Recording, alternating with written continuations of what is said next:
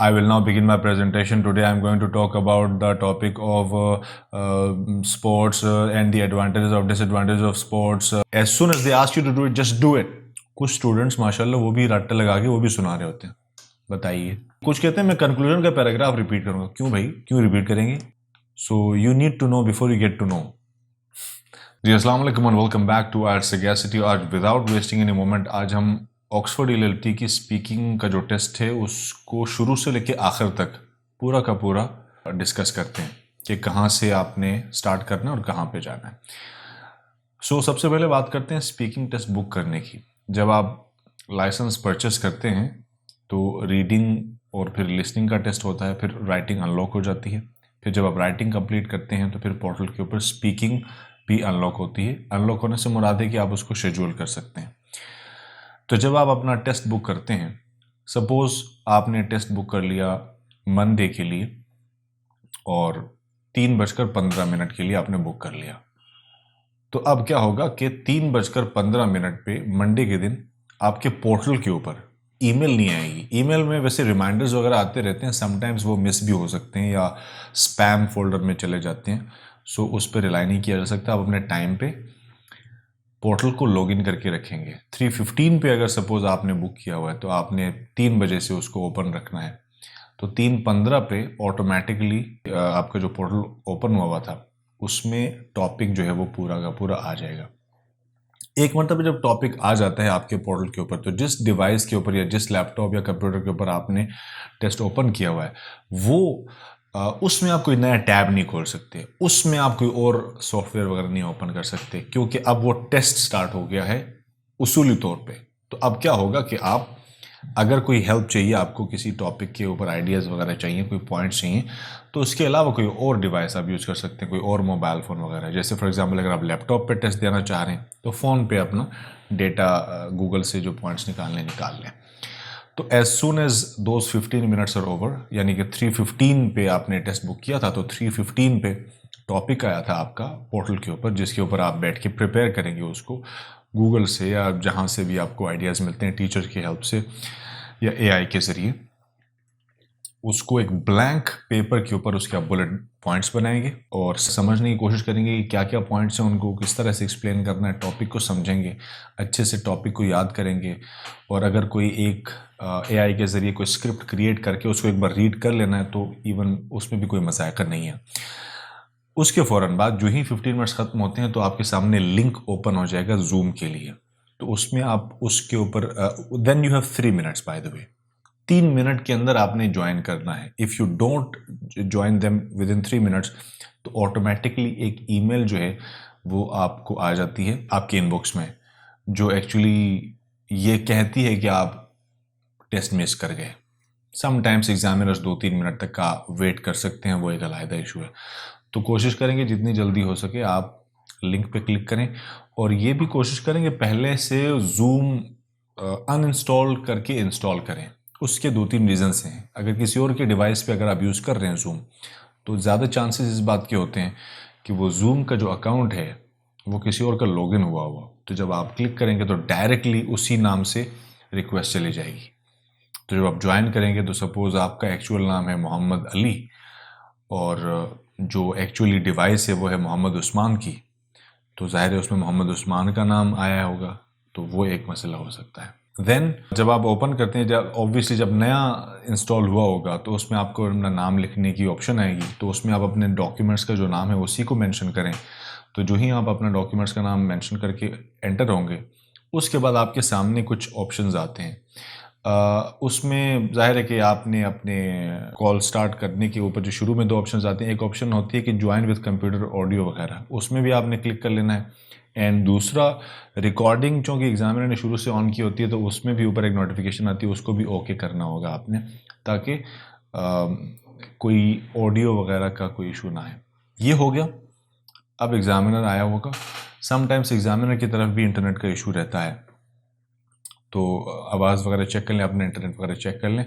And then examiner आपसे आपकी ID वगैरह चेक करेगा, आपका पासपोर्ट का फ्रंट, पासपोर्ट का बैक, पासपोर्ट के अंदर से कुछ पेजेस फ्लिप करके देखेगा, और फिर पार्ट 1 के क्वेश्चंस रूम एक मरतबा देखेगा, जिसमें डेस्क के ऊपर, डेस्क के under around the room, walls और everything.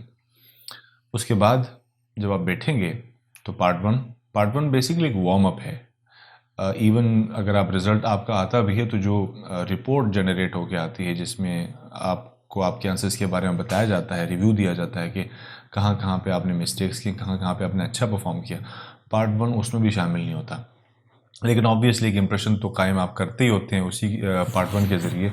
So obviously you must answer questions there well. इसमें what is your name, where are you from, why are you taking this test, why do you want to go to the UK, how do you spend your leisure time, tell me something interesting about your home town.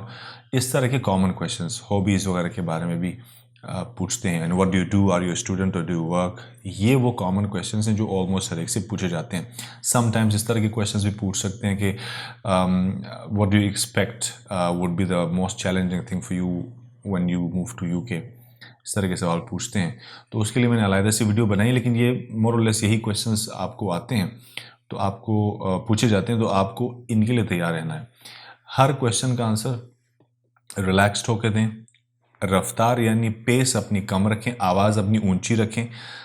उससे क्योंकि sometimes ये होता है कि microphone वगैरह आपका अच्छा नहीं होता, उसमें जब तक माइक्रोफोन हैंड फ्री चूँकि अलाउड होते हैं, इसमें हेडफोन अलाउड नहीं होते, तो हैंड फ्री का जब तक माइक आप अपने मुंह के करीब नहीं रखते तो आवाज़ अच्छी क्लियरली नहीं जाती। इसीलिए जाहिर है कि आप पूरे टेस्ट के दौरान तो you can't hold it. Bye the way sometimes even examiners कहते भी हैं कि इसको होल्ड करके रखें, तो वो काफ़ी अनकंफर्टेबल सिचुएशन होती है। तो इसीलिए कोशिश करें कि वैसे तो एक तो पहले चेक कर लेनी चाहिए ये चीज़ें, लेकिन ये कि ऊंची आवाज़ में बोलें तो काफ़ी हद तक वो कवर भी हो जाएगा। अब अपने आंसर्स को बहुत ज़्यादा लॉन्ग करने की ज़रूरत नहीं है, लेकिन एटलीस्ट 3-4 सेंटेंसेस अगर हों। फॉर एग्जाम्पल अगर वो आपसे पूछते हैं कि why are you taking this test, तो अब मतलब क्या बोलेंगे आप। बहुत सारे ऑप्शन हैं, मैंने जैसे प्रीवियस वीडियोज़ में बताई भी हैं। इसमें आप फ़ी के बारे में बता सकते हैं कि ऑक्सफोर्ड ELT जो है बाकी टेस्ट्स के निस्बत ज़्यादा अफोर्डेबल है, चीप है। दूसरा इसका ये कि रिज़ल्ट जो है वो स्पीकिंग टेस्ट के बाद विदिन 48 आवर्स आता है।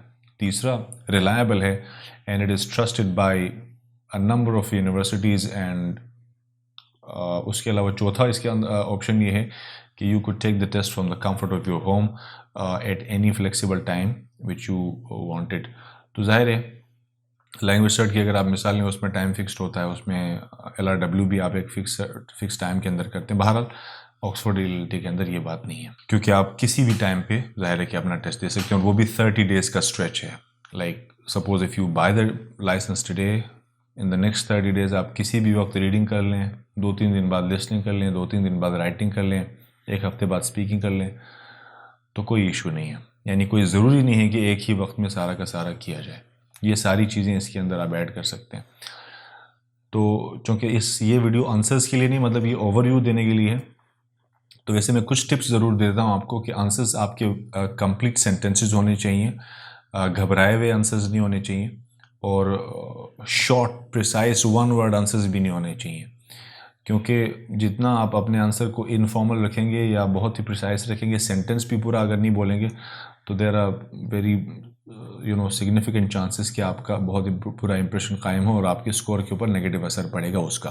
तो कोशिश करेंगे कि जितना आप अपने आंसर को रिलैक्स्ड कंप्लीट सेंटेंसेस की शक्ल में और थोड़ा सा लॉन्ग करके 3-4 सेंटेंसेस अगर हो जाए तो बड़ी बेहतरीन बात हो जाएगी।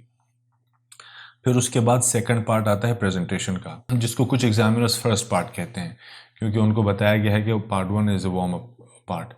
लेकिन मैं ये बता दूं आपको कि कुछ एग्जामिनर्स पार्ट 2 से पहले एक मरतबा फिर रूम को स्कैन करवाएंगे आपसे, and some examiners will just move on, क्योंकि उन्होंने जो पहली मरतबा करवाया था उसी को उन्होंने पार्ट 2 के लिए भी कंसिडर करना होता है, क्योंकि वो समझते हैं कि पार्ट 1 असल में प्रेजेंटेशन है, तो एक ही मरतबा रूम देख के प्रेजेंटेशन पे है। तो ये एग्जामिनर टू एग्जामिनर वेरी करता है। अब जब रूम दिखाने के बाद आप बैठ जाते हो तो फिर वो आपसे पूछेंगे आपका टॉपिक, तो पहले आपने टॉपिक बताना है, फ़ौरन शुरू नहीं होना। पहले आपने बताना है well the topic of my presentation is, और जो भी टॉपिक है वो बता दिया। फिर उसके बाद वो आपसे कहेगा कि आप नोट्स यूज़ कर सकते हो, 3 to 5 मिनट्स बोलो, डायरेक्टली मुझे एड्रेस करो, कैमरे देख के बात करो, वगैरह वगैरह। तो जो भी आपके नोट्स हैं आप उनको दिखाएं कि ये मैंने नोट्स बनाए हुए हैं, वो छुपाने की ज़रूरत नहीं, और बल्कि वो तो आपका राइट है, आप दिखाएंगे। लेकिन याद रखना, नोट्स हमेशा बुलेट पॉइंट्स की फॉर्म में होने चाहिए। बिल्कुल भी आपने जुमले नहीं लिखने। अगर सेंटेंसेस लिखेंगे तो वो आपको मना भी करेंगे, और ना सिर्फ मना करेंगे बल्कि आपके नोट्स देखने को फिर वो नेगेटिव मार्किंग के ज़रिए आपको नुकसान भी हो जाएगा। तो जब आप सिर्फ बुलेट पॉइंट्स और हेडिंग्स लिखते हैं तो जितना भी आप नोट्स जहाँ जहाँ भूलते हैं आप देखें, वो आपका राइट है, कोई आपको नहीं रोकेगा। खैर, ये बात हो गई प्रेजेंटेशन स्टार्ट होने से पहले। फिर वो उसकी सारी इंस्ट्रक्शंस को सुने। और एक और चीज़ जो मैंने नोटिस की है, अक्सर बॉडी लैंग्वेज स्टूडेंट्स की हमेशा काफ़ी स्टिफ रहती है। ये ठीक बात नहीं है, क्योंकि कई एग्जामिनर्स जो है अपनी तरफ से नाइस प्रिटेंड कर रहे होते हैं और बड़ा एक अच्छा इंप्रेशन देने की कोशिश करते हैं, और इधर स्टूडेंट जो है वो मुंह लटकाया होता है, या फिर उसके औसान ख़ता होते हैं और वो आगे से अच्छा रिस्पॉन्ड नहीं कर पाता। तो बिल्कुल रिलैक्स रहो, और जहाँ वो स्माइल करें वहाँ स्माइल करें, और मीठे लहजे में वो बात करें, आप भी मीठे लहजे में बात करें। जहाँ पे सिचुएशन के हिसाब से आपको लगता है कि you need to talk in a very serious tone, तो बिल्कुल सही है, वहाँ पे आप ज़रूर उसी तरह से सोबर लहजे में बात करें। लेकिन हमेशा वेलकमिंग रहें, और बॉडी लैंग्वेज आपकी रिलैक्स्ड भी हो और वेलकमिंग भी हो। जैसे जहाँ जहाँ वो बताते जाते हैं कि 3 to 5 मिनट्स आपने बोलना है, और आपने मुझे एड्रेस करना है, कैमरे में देखना है, नोट्स से कंसल्ट कर सकते हो बट रीड नहीं कर सकते, तो उसमें ऐसे ना बैठे रहें। उसमें आप कहें yes madam, thank you very much, yes I understand, और अच्छे रिस्पॉन्स के साथ हर सवाल, हर जुमले का जवाब दिया करें। बिल्कुल रोबोट की तरह ना बैठा करें। फिर उसके बाद जब आप स्टार्ट करेंगे तो पहला जुमला आपका होना चाहिए, I will now begin my presentation and today I am going to talk about, फिर वहाँ से आगे। और जहाँ जहाँ आप भूलते हैं वहाँ एक्चुअली आप अपने नोट्स उठा के देख सकते हैं, और ये कोई मुश्किल बात नहीं है। 3 to 5 मिनट्स का जो टारगेट है उसमें इवन अगर आप 3 मिनट्स भी कर लें तो आपका टारगेट पूरा हो गया। लेकिन रेलेवेंट बात करनी है। 4 मिनट्स अगर क्रॉस करें तो मैं ख्याल है कि बेहतर रहेगा, उसमें बोनस एक तरह से समझ लें कि आपको मिल सकता है। एंड जब आप बोल रहे होंगे तो नेचुरली बोलने की कोशिश करें, यानी even if you yourself are speaking, तो भी समटाइम्स ऐसा लगता है कि ये स्टूडेंट खुद नहीं बोल रहा बल्कि ये रीड कर रहा है। ऐसा लगता है कि ये रीडिंग कर रहा है। अब जब आप रीडिंग कर रहे हैं ऐसा लगेगा तो आपका रिजल्ट विजल्ट होगा। टोन ऐसी है, क्योंकि नॉर्मली जब हम आंसर्स रट्टा लगाते हैं या याद करते हैं, जनरली भी हम इंग्लिश बोलते हैं, तो एक ख़ास वो रीडिंग का जो स्कूल लाइफ से टोन बना हुआ है हमारा, वो मसला कर सकता है। I know a lot of students कि जिन्होंने स्पीकिंग खुद की है, मुझे पता है कि उन्होंने खुद की है, I am a witness to it, लेकिन उनको ये कहा गया कि ऐसा लग रहा है कि आप रीड कर रहे हो, और उनका रिजल्ट विदहेल्ड किया गया। अभी जो मुझे रिसेंटली जो 2 स्टूडेंट्स के नाम मुझे याद आ रहे हैं, one of them is called Arsalan and the other one is called I know Hamas, या क्या नाम था उसका, बहरहाल देयर वाज वन। सो अब ये आप लोग खुद भी रिलेट कर पाते होंगे इससे, क्योंकि कई स्टूडेंट्स आप में से ऐसे होंगे जिनके साथ ये हो चुका है, या आप जानते हो कि मेरे फलां दोस्त, कज़न वगैरह के साथ ऐसा हुआ। तो अब टोन क्या है जो नेचुरल होती है। अब फॉर एग्जाम्पल अगर एक स्टूडेंट बोलता है, I will now begin my presentation, today I am going to talk about the topic of sports and the advantages of disadvantages of sports. No maybe actually वो naturally बोल रहा है, but ये ऐसा लगता नहीं है। ऐसा लगता है कि यार रट्टा लगाया, क्रैम किया हुआ, या देख के बोल रहे हैं।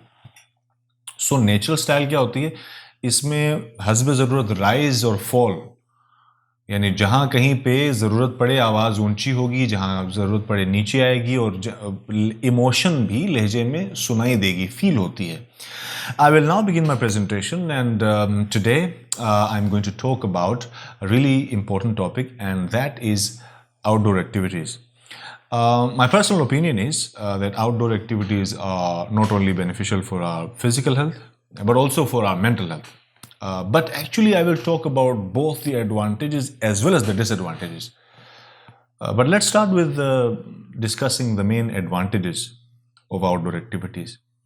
अब ये देखें, जहाँ जहाँ पे इमोशन है, बॉडी लैंग्वेज है, और हस्ब ज़रूरत इंथुजियाज़म भी है, पॉजेज हैं विच आर वेरी मीनिंगफुल।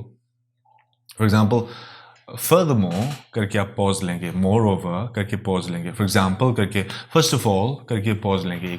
जहाँ जहाँ पे जैसे पंक्चुएशन में नहीं होता कि कॉमा है, फुल स्टॉप है, सेमी कॉलन है, इवन कॉलन पे भी पॉज है। तो एक हल्का सा वक्फा वहाँ पे ज़रूर आएगा, जिससे आपका सेंटेंस नेचुरल भी लगेगा और मीनिंगफुल भी लगेगा। ठीक है, तो अगर कोई टेम्पलेट्स वगैरह भी याद किए हुए हैं तो उनको भी बोलने का एक तरीका है, एक सर्टन स्टाइल होता है, उसी तरह बोलना होता है। ठीक है, बहरहाल ये हो गई हैं बातें एक तरफ की प्रेजेंटेशन के हवाले से। प्रेजेंटेशन अगर आप पूरी करते हैं 4 मिनट प्लस जाते हैं तो normally they will not ask a question. हाँ, अगर तो बहुत शॉर्ट है, जैसे 3 मिनट से या 3 मिनट से पहले रुकते हो, then they will actually bombard you with a lot of questions, but I don't want that to happen. Obviously कौन चाहेगा कि वो पहले रुके। 4 मिनट प्लस करो, डिस्टर्ब नहीं करेंगे वो आपको, अगले पार्ट पे मूव करेंगे। और अगर कोई 4 मिनट प्लस बोल सकता है तो कोई एक आध क्वेश्चन आ भी गया तो इतना बड़ा इशू नहीं होगा। ये है पार्ट 2। और जो प्रेजेंटेशन है, जैसे मैंने कहा, जहां जहां आप फंसते हो वहां पे आप एक्चुअली हेडिंग्स देख सकते हो। Now let's talk about the next part. अच्छा, इस थर्ड पार्ट से पहले भी एक मतलब वो आपको कहेंगे कि रूम दिखा दें, पूरा का पूरा रूम दिखा दें, स्कैन करें, फिर आप उठ के रूम दिखाएं। और जब वो आपसे रूम दिखाने के कहते हैं, फौरन उठिए। बहुत ज़्यादा स्लो होंगे, 10-10 सेकंड लगा के उठेंगे तो उनको डाउट्स होंगे आपके ऊपर कि इतना टाइम क्यों ले रहा है। As soon as they ask you to do it, just do it, don't waste an iota of a second, फौरन उठें। वो जो ऐसे समटाइम स्टूडेंट्स क्या करते हैं, रूम दिखाते हुए जो हैंड्स उतार के रख देते हैं उठा, ये this is not listening, speaking है, जिसमें while you are showing them around room कि भाई ये चीज़ें हैं, ये कॉर्नर है, ये डोर है, उस दौरान भी वो आपको कोई इंस्ट्रक्शन देंगे ना, तो हैंड्स भी पहने रखें जब आप रूम स्कैन करा रहे हैं, ताकि आप उनकी बात सुन सके कि वो कहाँ पे स्लो करने का कह रहे हैं, कहाँ पे तेज़ होने का कह रहे हैं, कहाँ पे कैमरा लोअर करने का कह रहे हैं, कहाँ पे ऊपर सीलिंग देखने की बात कर रहे हैं। तो जो जो उनकी बातें वो सुने आप। अब उसके बाद जब आप वापस बैठेंगे तो फिर उसके बाद वो आपसे पूछेंगे, do you remember the topic of your एसे? तो अब आप उनको बताएंगे, yes I do, and the topic of my essay was, और फिर टॉपिक बता दें। एग्जैक्ट वर्ड्स में वैसे बताना भी नहीं चाहिए। अगर प्रोज एंड कॉन्स था तो एडवांटेजेस एंड डिसएडवांटेजेस बोलो, एडवांटेजेस डिसएडवांटेजेस था तो बेनिफिट्स एंड ड्रॉबैक्स बोलो, मतलब अल्फाज बदल लो। अच्छा, आमतौर पे आपने देखा होगा कि जो भी ऐसे का टॉपिक होता है उसमें टॉपिक से पहले किसी न्यूज़पेपर या किसी वेबसाइट या किसी आर्टिकल से कोई 2-3 लाइनें निकाल के वो भी रखी गई होती हैं कॉन्टेक्स्ट डेवलप करने के लिए। कुछ स्टूडेंट्स माशाल्लाह वो भी रट्टा लगा के वो भी सुना रहे होते हैं। बताइए, ऐसे नहीं होता। यानी जब आप उसको एग्जैक्ट वो सारे अल्फाज भी उसके सामने रिपीट कर रहे हैं जो कि एक्चुअली लीगली आपके पास होने नहीं चाहिए, यानी आपके पास नहीं होने चाहिए वो एग्जैक्ट वर्ड्स जो कि सवाल में वहां लिखे थे, क्योंकि आपने तो 3 दिन पहले, हफ्ता पहले, 10 दिन पहले राइटिंग की थी। How do you remember exact words में याद कैसे? तो वो तो सुनाना ही नहीं है। तो जो एक्चुअल क्वेश्चन है जिसमें नॉर्मली एडवांटेजेस एंड डिसएडवांटेजेस पूछे जाते हैं, या तो दो साइड्स को डिस्कस करने की आमतौर पे बात होती है, या जो भी क्वेश्चन है जो उस न्यूज़पेपर के रेफरेंस के बाद की जो लाइन है, नॉर्मली वो रेफरेंस ब्रैकेट के अंदर होता है तो आप इजीली उसको आइडेंटिफाई कर सकते हैं। तो उसको भी एग्जैक्ट वर्ड्स में नहीं, पैराफ्रेज करके सिंपल वर्ड्स में। फिर वो टॉपिक जब आप बताएंगे तो उसको आप प्रिटेंड करने के लिए आप यूँ भी कर सकते हैं, आई डोंट नो कि आप किस तरह की का टेस्ट दे रहे हैं, कि आप कह सकते हैं if I recall I think the topic of my essay was something like that. तो थोड़ी सी हेजिटेशन एग्जैक्ट अल्फाज में अगर आप रिपीट करेंगे तो it will be very obvious, if you know what I mean. And then अब ऐसे की बात करते हैं। ऐसे में क्या पूछेंगे? देखिए, हर एक से ज़रूरी नहीं कि समरी पूछें, टॉपिक तो सबसे पूछते हैं, समरी हर एक से नहीं पूछते, but you must prepare a short, precise, easy peasy, lemon squeezy type की समरी। बहुत कोई हाई फाई वोकैब यूज़ ना करो। Please don't repeat the sentences which are already written in the essay. यानी कि कुछ स्टूडेंट्स तो वही कुछ कहते हैं, मैं कंक्लूजन का पैराग्राफ रिपीट करूँगा। क्यों भाई, क्यों रिपीट करेंगे? ऐसे नहीं होता। You will have to actually talk about the overall idea कि आपने लिखा क्या था। आप उसको अगर उस तरह से नहीं कर सकते तो आप उसको ब्रेक डाउन करके बता दें कि मैंने actually I wrote 4 paragraphs, introduction लिखा था, कंक्लूजन था, 2 बॉडी पैराग्राफ्स थे, एक बॉडी पैराग्राफ मैंने ये बात की थी, अगले में ये बात की थी, ओवरऑल ओपिनियन ये था। ऐसे बात करें, और वो भी एग्जैक्ट अल्फाज और फ्रेजेस और जुमले रिपीट ना करें। जैसे फॉर एग्जांपल, अगर आपने ऐसे के अंदर सिग्निफिकेंट लिखा है और वो लफ्ज़ दोबारा आ रहा तो इम्पॉर्टेंट का लफ्ज़ इस्तेमाल करें। वहाँ इम्पॉर्टेंट लिखा है तो इधर सिग्निफिकेंट बोलें। अल्फाज बदल लें। एग्जामिनर जो आपसे टेस्ट ले रहा है वो पूरी की पूरी जो आपकी जो राइटिंग है उसको पढ़ के आया है, उसको असेस करके आया है, उसको पता है कि आपने क्या क्या लिखा है। तो गलती से भी अगर कोई जुमला आप रिपीट करते हैं वो वहीं पे पकड़ लेगा, ही कैच यू रेड हैंडेड। तो ये एक मसला है। तो फिर आपको ये पता होना चाहिए कि किस लफ्ज़ का क्या मतलब है। मैं एक मिसाल देता हूँ। अब एक वर्ड है पोटेंशियल। पोटेंशियल जो है एक ऐसा वर्ड है जिसके 2-3 मीनिंग्स हैं। अगर आपने किसी ऐसे कॉन्टेक्स्ट में लिखा है जहां पे उसका मतलब है प्रोबेबल या पॉसिबल, तो वहां पे आपने वही मीनिंग बतानी है। तो आपने ऐसे में किस कॉन्टेक्स्ट में लिखा था, you must know that. And जब आपको वो जुमला बनाने का कहेगा कि सेंटेंस बना के दिखाएं इस वर्ड पे, तो वो भी आपने सेंटेंस वही बोलना है जो सेंटेंस ऐसे में नहीं है और जो नेचुरली कोई शख्स बोल सकता है। तो you should prepare this before time, ठीक है। तो ऐसे के अंदर का जुमला रिपीट नहीं करेंगे। अगर करेंगे तो देन फिर प्रॉब्लम है। एंड कोई भी सेंटेंस या फ्रेज पढ़ के वो मजीद एक्सप्लेनेशन मांग सकता है। अमूमी तौर पे होता यही है कि 190 to 260 words I think allowed है। तो कई बातें जो हैं वो अनएक्सप्लेन्ड रह जाती हैं। एग्जामिनर को पता है कि आपने क्या लिखा है, उसको समझ आती है, लेकिन चूंकि हमने ऐसे में उसको डिटेल में नहीं लिखा था तो बहुत ज़्यादा इम्कान है कि वो कई जुमले आपसे एक्सप्लेन करने का कहेगा ताकि कंफर्म कर सके कि यू रोट इट योरसेल्फ। तो ये एक ज़रूरी चीज़ है समझना। अब क्या होगा कि जब ऐसे में कोई सेंटेंस पूछे और आप एक्सप्लेन ना कर सके तो आपकी इंग्लिश अगर अच्छी भी हुई तो इम्कान यही है कि विदर्ड होगा, because you could not defend what you had written earlier before the test. Also इससे भी पता चलेगा कि आपको पता ही नहीं कि अंदर क्या है। एंड बाय द वे, जिस टॉपिक पे आपका ऐसे है उस टॉपिक के ऊपर वैसे 3-4 डॉक्यूमेंट्रीज देख लें, चैट जीपीटी से पूछ लें, स्नैपचैट एआई से पूछ लें और अपनी इन्फॉर्मेशन बढ़ाएं।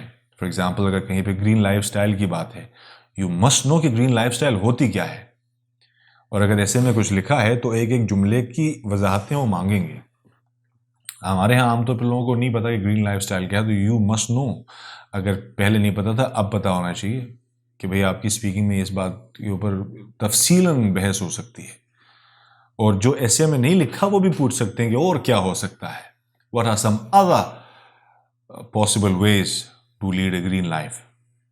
तो ये सारी चीज़ें हैं। तो अब ऐसे जब लिखा है तो उस फील्ड के ऊपर अपने आप को पीएचडी बना लो।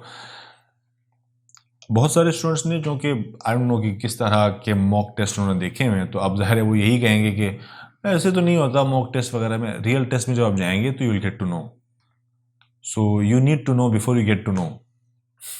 तो ये बहुत ज़रूरी चीज़ है कि आपको पता हो कि ऐसे में ये वर्ड, ये फ्रेज़, ये क्लॉज क्यों इस्तेमाल हुआ, इसका क्या मतलब है, किस कॉन्टेक्स्ट में है, इसकी क्या वजाहत है, इस जुमले को मैं आसान अल्फाज में कैसे एक्सप्लेन कर सकता हूँ, एंड ऑल दैट। ये है ऐसे। ऐसे के बारे में ये भी पूछ सकते हैं कि आपने कितने टाइम में कंप्लीट किया। अगर आपने 20-25 मिनट्स में ऐसे कंप्लीट किया है तो फिर ख़तरा है। कोशिश करें एटलीस्ट 40 मिनट्स लगा लें, क्या जल्दी है। 15 मिनट लगा लेने से बहुत सारी चीज़ें बच सकती हैं। बहरहाल, देन दिस पार्ट एंड्स। और फिर पार्ट 4 से पहले वंस अगेन आपको रूम स्कैन करवाना पड़ेगा, यानी फिर दिखाना पड़ेगा कि क्या क्या चीज़ें हैं। जब ये रूम आप स्कैन करवाएंगे तो उसके बाद दोबारा से एग्जामिनर अपनी स्क्रीन शेयर करेगा और अपनी स्क्रीन पे वो एक फ़ोटो, कोई भी इमेज रखेंगे। मुख्तलिफ एग्जामिनर्स के पास मुख्तलिफ सेट्स हैं, तो 15 सेकंड्स तक नॉर्मली वो हर स्टूडेंट को दिखाते हैं कि क्या फ़ोटो है। कुछ एग्जामिनर्स 15 सेकंड्स के बाद उस स्क्रीन को रोकेंगे और कुछ एग्जामिनर्स उसको पूरे टेस्ट तक रहने देंगे, कुछ थोड़ी देर तक मजीद रहने देंगे। लेकिन ये कंफर्म है कि 15 सेकंड्स तो आप देख लोगे, तो उन 15 सेकंड्स में अच्छे से देख लो कि क्या नज़र आ रहा है आपको। फिर उसको डिस्क्राइब करो पहले, कि वो पूछेगा कि what can you see in this picture, तो आप बताओ कि I can see this this and that. उसके लिए मैंने एक वीडियो पहले ही बनाई हुई है, यहाँ पे कहीं देख सकते होंगे आप लिंक, तो इसको चेक करें। लेकिन ये है कि इसमें सिर्फ डिस्क्रिप्शन तक बात नहीं। अक्सर स्टूडेंट मुझसे पूछते हैं कितने सेकंड्स या कितने मिनट्स तक की डिस्क्रिप्शन होनी चाहिए, तो मिनट्स और सेकंड्स यहाँ पे फिक्स्ड है ही नहीं। 30 सेकंड्स बोलें, 1 मिनट तक बोलें, 20 सेकंड्स तक बोलें, जितना डेटा है, जितना लॉन्ग आप करेंगे ऑब्वियसली उसका फ़ायदा ही होगा। लेकिन बेपर की उड़ाने की बजाय जहाँ तक लॉजिकल बातें हो रही हैं ठीक है, जहाँ ना हो बस ठीक है, फिनिश कर दें और फिर रुक जाएं, क्योंकि इसमें कोई टाइम फिक्स नहीं है। एंड अब उसके बाद उसके अंदर आएगा क्वेश्चंस उस टॉपिक के ऊपर। जैसे फॉर एग्जांपल अभी आजकल वो बड़ा मशहूर पिक्चर बड़ी चल रही है जिसमें एक स्टेडियम के अंदर एक लड़का अपने लेफ्ट हैंड में एक फ़ोन रखा हुआ है और दूसरे फ़ोन से आई थिंक उस फ़ोन के स्क्रीन की फ़ोटो क्लिक हुई है।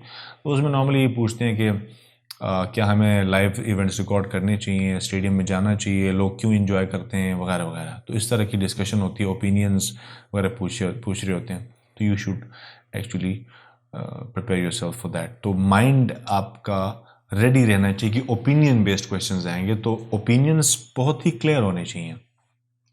जिसका ज़्यादा स्कोर आता है उसका एक राज ये भी है कि वो ओपिनियनेटेड पर्सन है।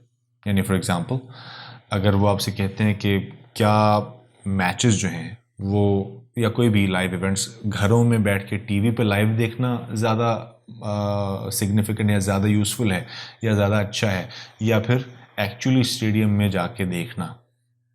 तो किसी एक तरफ ओपिनियन रखो और तगड़ी रीजंस दो। बीच बीच की बात करोगे तो you will lose some points there, क्योंकि ओपिनियन ही तो चेक हो रहा है। सो ये कुल मिला के मैंने आपको खुलासा बताया। फिर एंड पे एग्जामिनर ख़त्म करेगा टेस्ट और उसको आप बाय करेंगे। थैंक यू ज़रूर बोलना उसको, thank you very much for your cooperation sir, thank you very much, it was nice to see you, nice to meet you. इस तरह के जुमले ज़रूर बोलें, अच्छी बात है, उससे एक अच्छा जेस्चर जाता है। मैं एक बात बीच में छोड़ गया था, वो मैं बताता हूँ। प्रेजेंटेशन जो है पार्ट 2 की, जो कुछ एग्जामिनर्स इसको पार्ट 1 बोलेंगे, उसके लिए वो स्क्रीन शेयर करने का बोलेंगे आपको। अच्छा, कुछ स्टूडेंट्स को मैंने बोला स्क्रीन शेयर की बात, तो कुछ स्टूडेंट्स क्या करते हैं स्क्रीन शो करते हैं कैमरा एक्सटर्नल लेके। नो, माउस को पकड़ें, ग्रीन बटन होता है नीचे, उस पर क्लिक करें। उसके ऊपर भी मैं वीडियो बना चुका हूँ, उसकी लिंक भी मैं यहाँ या यहाँ दूंगा कि क्या कैसे ये सिक्योरिटी चीज़ें चेक करनी है, आपने इस वीडियो के अंदर देख सकते हैं। बहरहाल ग्रीन बटन को क्लिक करें और फिर फुल स्क्रीन शेयर करें, कोई एक टैब नहीं, पूरी स्क्रीन शेयर करें। नॉर्मली उसके बाद एग्जामिनर्स या तो मिनिमाइज़ करने का कहते हैं या क्लोज करने का, जैसा वो कहें वैसा कर लो ताकि वो आपका डेस्कटॉप देख सकें। जो आप बात करो प्रेजेंटेशन के दौरान, तो उस तरफ ना देखो जहाँ पे वो आप खुद को देख सकते हो। नॉर्मली दैट इज़ इधर राइट साइड पे या लेफ्ट साइड पे, एग्जामिनर भी उसी साइड पे नज़र आ रहा था। कैमरे की तरफ देख के बात करो, उससे ज़्यादा सेफ रहोगे। सो ये मैंने वीडियो आज उन स्टूडेंट्स के लिए बनाई है कि जिनको बार बार मुझे बताना पड़ता है कि हर मरतबा जब लिसनिंग रीडिंग राइटिंग हो रही होती है तो बताना पड़ता है कि हाँ भाई ये होता है जी। तो इस वीडियो को एक ही बार बना रहा हूँ ताकि सारे स्टूडेंट्स को एक ही बार, कोई चेंजिंग आई ना तो फिर मैं अलग से बता दूंगा। काफ़ी अरसे से कोई चेंजिंग नहीं है, कोई तब्दीली नहीं है, सारी बातें वही हैं, बार बार वही रिपीट हो रही हैं। तो वंस एंड फॉर ऑल ये वीडियो है ELLT ऑक्सफोर्ड के स्पीकिंग के टेस्ट की। कोई भी क्वेश्चंस या क्वेरीज हो आपकी, आप गिवन नंबर पे कांटेक्ट कर सकते हैं, आप मेरे ऑफिस में विजिट कर सकते हैं। बहुत सारे स्टूडेंट्स को मैं असिस्ट करता रहा हूँ एंड रमज़ान से लेकर अब तक सिर्फ 2 स्टूडेंट्स का रिजल्ट विदहेल्ड है, बाकी सारे पास हो चुके हैं और उन दोनों का भी अभी हमने साथ नहीं छोड़ा। Will try again. आप भी हमें ज्वाइन कर सकते हैं। Thank you very much, bye bye for now.